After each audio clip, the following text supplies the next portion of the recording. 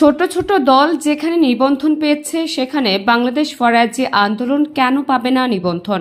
বাংলাদেশ ফরাজি আন্দোলনকে রাজনৈতিক দল হিসেবে নিবন্ধন দেবার ব্যাপারে প্রধান নির্বাচন কমিশনকে অনুরোধ করা হবে বলেছেন ধর্ম উপদেষ্টা ডক্টর আ.ফ.ম. খালিদ হোসেন।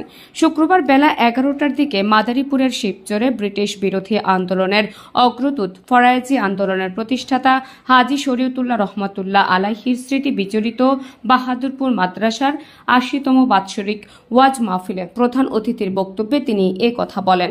এ সময় বাংলাদেশ ফরাজি আন্দোলনের সভাপতি বাহাদুরপুর পীর মঞ্জিলের গদিনশীল পীর মাওলানা আব্দুল্লাহ মোহাম্মদ হাসান ও জেলা উপজেলা ফরাজি আন্দোলনের নেতাকর্মীরা উপস্থিত ছিলেন।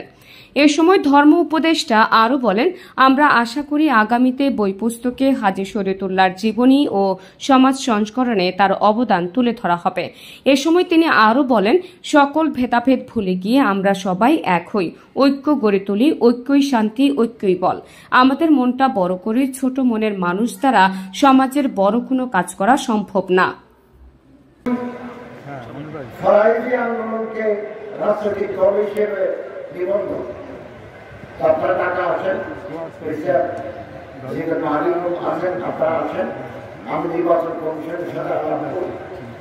যেখানে এই যে বক্তা বললেন ৬০ দিনের দল নিবন্ধন পায়, ফরাজি আন্দোলন নিবন্ধন পাবে না কেন?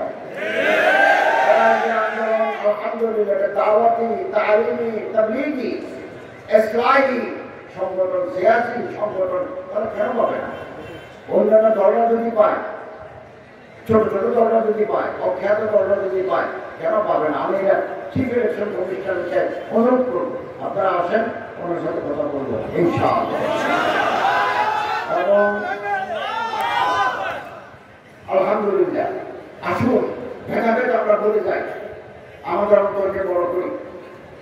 অন্তর তাদের ছোট ছোট অন্তরের মানুষ দিয়ে বড়। নাহার নিশি, সিএন বাংলা, ডেস্ক রিপোর্ট।